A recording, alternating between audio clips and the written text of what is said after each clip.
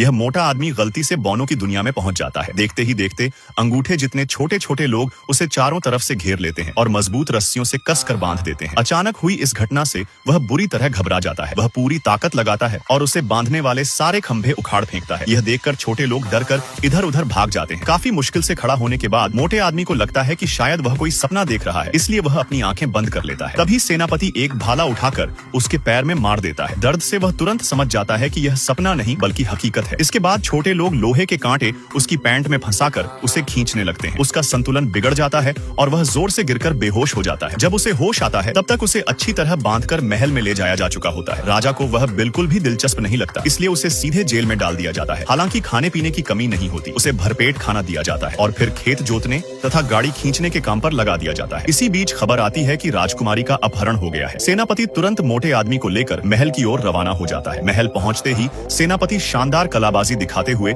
जमीन पर उतरता है और अकेले ही राजकुमारी को बचाने निकल पड़ता है। वह नहीं चाहता कि मोटा आदमी सारा श्रेय ले जाए, इसलिए उसे वहीं खड़े रहने का आदेश देता है। लेकिन जब हालात बिगड़ जाते हैं तो सैनिक मोटे आदमी की सारी जंजीरें खोल देते हैं। जैसे ही दुश्मन राजकुमारी को लेकर भागने लगते हैं तभी मोटा आदमी अचानक सामने आ जाता है। उसे देखकर दुश्मनों के होश उड़ जाते हैं। वह उन्हें मुर्गियों की तरह उठाकर एक एक करके नदी में फेंक देता है और राजकुमारी को सुरक्षित बचा लेता है। जब सेनापति वहां पहुंचता है तब तक सब कुछ खत्म हो चुका होता है। राजकुमारी मोटे आदमी का धन्यवाद ही कर रही होती है कि अचानक खतरे का सायरन बज उठता है। पता चलता है कि राजा जलते हुए महल में फंस गया है। मोटा आदमी तुरंत वहां पहुंचता है और राजा को आग के बीच फंसा देख उसे बचाने की कोशिश करता है, लेकिन आग की गर्मी से उसका हाथ पीछे हट जाता है। आग लगातार बढ़ती जा रही होती है। तभी उसके दिमाग में एक अजीब उपाय आता है। वह अपनी पैंट उतारकर पेशाब की तेज धार से आग बुझा देता है और राजा की जान बचा लेता है। हालांकि उसका तरीका थोड़ा अजीब था, लेकिन काम कर गया। सेनापति उसे रोकना चाहता था, मगर तब तक बहुत देर हो चुकी थी। ऊपर से बची हुई कुछ बूंदें सीधे सेनापति के चेहरे पर जा गिरती हैं। वह गुस्से से आग बबूला हो जाता है और मोटे आदमी को मौत की सजा देने की मांग करता है, लेकिन राजा समझदार होता है। वह नाराज होने के बजाय उसकी बहादुरी की सराहना करता है और उसे बड़ा इनाम देने का फैसला करता है। राजा ने उसके लिए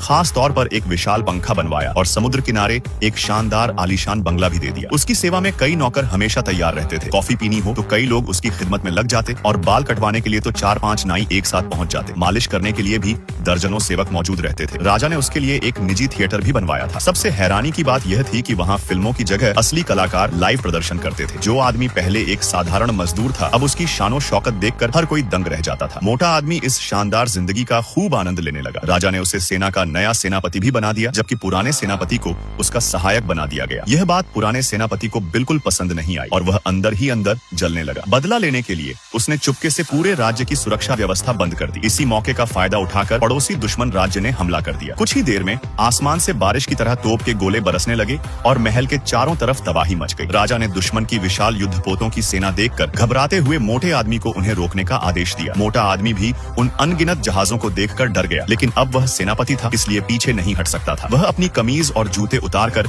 हिम्मत जुटाते हुए दुश्मन की ओर बढ़ा। वहां पहुंचकर उसने पहले शांति से आत्मसमर्पण करने को कहा, लेकिन दुश्मनों ने उसकी बात अनसुनी कर दी और तुरंत हमला करने का आदेश दे दिया। पलक झपकते ही तोप के गोले उसकी तरफ बरसने लगे, मगर उसके मोटे शरीर ने कमाल कर दिया। सारे गोले उससे टकराकर वापस उछल गए। तब उसे एहसास हुआ कि उसका शरीर किसी मजबूत ढाल से कम नहीं है। हिम्मत बढ़ते ही उसने समुद्र में पड़े सभी रस्सों को पकड़ लिया और पूरी दुश्मन नौसेना को अपनी ताकत से खींचकर वापस ले आया। सैकड़ों युद्धपोतों को उसने अकेले ही काबू कर लिया। उसकी बहादुरी से बौनों का राज्य फिर से सुरक्षित हो गया। अब वह पूरे देश का सबसे बड़ा हीरो बन चुका था। हर जगह उसके पोस्टर और चर्चे थे। लोग उसे अपना आदर्श मानने लगे थे। उधर पुराना सेनापति और भी ज्यादा जलने लगा। उसकी पदवी जा चुकी थी और जिस राजकुमारी से उसकी शादी होने वाली थी उसने भी रिश्ता तोड़ने का फैसला कर लिया। अब वह पूरी तरह मोटे आदमी से नफरत करने लगा। गुस्से में उसने दुश्मन देश का साथ पकड़ लिया और उन्हें मोटे आदमी को हराने की एक खास योजना बता दी। इस बीच मोटा आदमी इन सब बातों से बेखबर लोगों के साथ जश्न मना रहा था। तभी अचानक खतरे का सायरन बज उठा, लेकिन उसने इसे गंभीरता से नहीं लिया, क्योंकि उसके सामने सिर्फ अंडे जैसी शक्ल वाला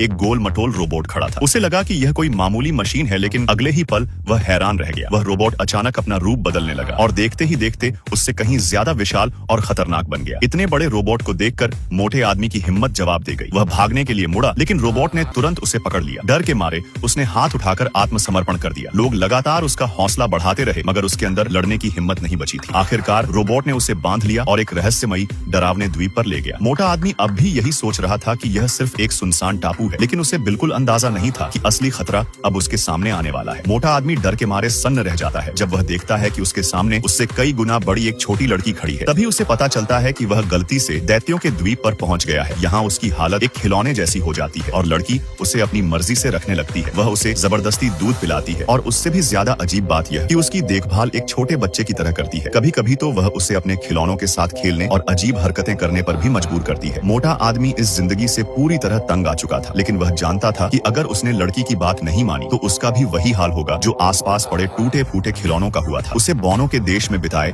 अपने आजाद दिन बहुत याद आने लगे और उसने वहाँ से भाग निकलने का फैसला कर लिया। किस्मत से उसे एक कंकाल सैनिक के पास एक सही सलामत पैराशूट मिल गया। मौका मिलते ही वह चुपके से लड़की की नजरों से बचकर भाग निकला। जब वह वापस बौनों के देश पहुंचा तो उसकी खुशी का ठिकाना नहीं रहा। वहाँ उसे उसकी प्रिय मित्र एमी मिल गई, जिसे खोजते खोजते वह इस पूरी मुसीबत में फंस गया था। इस बार उसने पीछे हटने के बजाय राजा से वादा किया कि वह गद्दार सेनापति को हराकर देश को फिर से आजाद कराएगा। अगले दिन निर्णायक युद्ध शुरू हुआ। यह लड़ाई उसके लिए हर हाल में जीतना जरूरी थी। दोनों पक्षों के बीच जबरदस्त मुकाबला हुआ और काफी देर तक कोई भी बढ़त हासिल नहीं कर पाया, लेकिन सेनापति ने पहले ही अपने रोबोट को और ज्यादा शक्तिशाली बना दिया था। अचानक रोबोट ने तेज बिजली का हमला किया। मोटा आदमी पूरे शरीर में झटके महसूस करते हुए दूर जा गिरा। फिर भी उसने हार मानने से इनकार कर दिया। वह जानता था कि अगर वह हार गया तो देश के सभी लोगों की उम्मीदें टूट जाएंगी। जब वह लगातार पीछे धकेला जा रहा था और लगभग हारने की कगार पर पहुंच गया था, तभी उसका एक बहादुर दोस्त घोड़े पर सवार होकर मदद के लिए आ गया। उसने रस्सी फेंकी और किसी तरह रोबोट के अंदर पहुंच गया। उस समय मोटा आदमी बुरी तरह घायल हो चुका था और दुश्मन का अंतिम वार उसे खत्म करने ही वाला था। तभी अचानक रोबोट बंद पड़ गया। सेनापति हैरान रह गया और सोचने लगा कि शायद मशीन में खराबी आ गई है, लेकिन ऊपर देखने पर उसे पता चला कि किसी ने रोबोट की बिजली की तार ही निकाल दी थी। मौका मिलते ही